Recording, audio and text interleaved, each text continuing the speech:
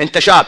شنو انت شاب؟ شاب يعني تقلب. اغلب شبابنا يظل الصبح قاعد. الساعة انت قبل صلاة الصبح بنص ساعة يا اخي عوف التيك توك. مليت ما مليت من اليوتيوب ومن سينمانا ومن فلان ومسلسل وكذا يا اخي. 45 دقيقة 30 دقيقة.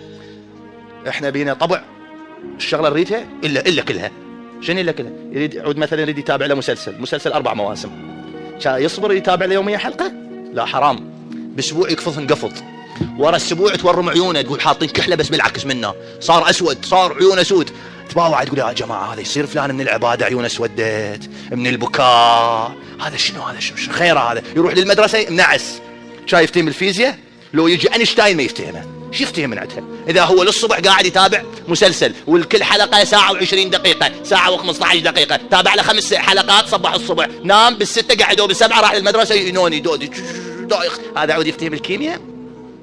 ربك ماكو كيمياء عضويه، لو اكو هسه بالسادس. والحال امامك الله راحمنا ماكو نظريه ميكانيكا الكم والنسبيه بالفيزياء، والا شا سويناها مدري شلونها. شوف السبب ماكو كمالات، عشوائيه بالوقت، عشوائيه باداره الوقت. والحال هكذا ما يصير. شراد ايش قد عندك كمالات معنويه جاي تضيفها على يومك؟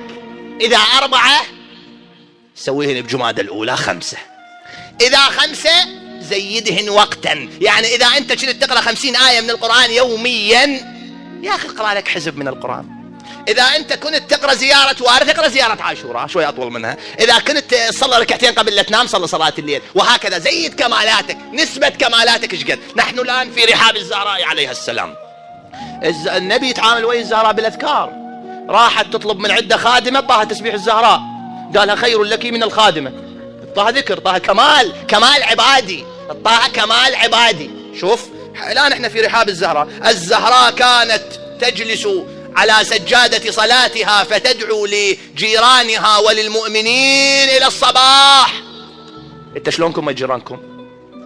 انا شلون ويا جيراننا؟ المؤمن من يطلع بالشارع، شوف انتبه، المؤمن من يطلع بالشارع وهسه باب جيرانهم مفتوح، بنت جيرانهم طالعة ما أدري شنو، يتحول إلى أعمى. لابد أعمى ما يشوف. أعمى إذا ما جارتي برزت حتى يواري جارتي الخدر.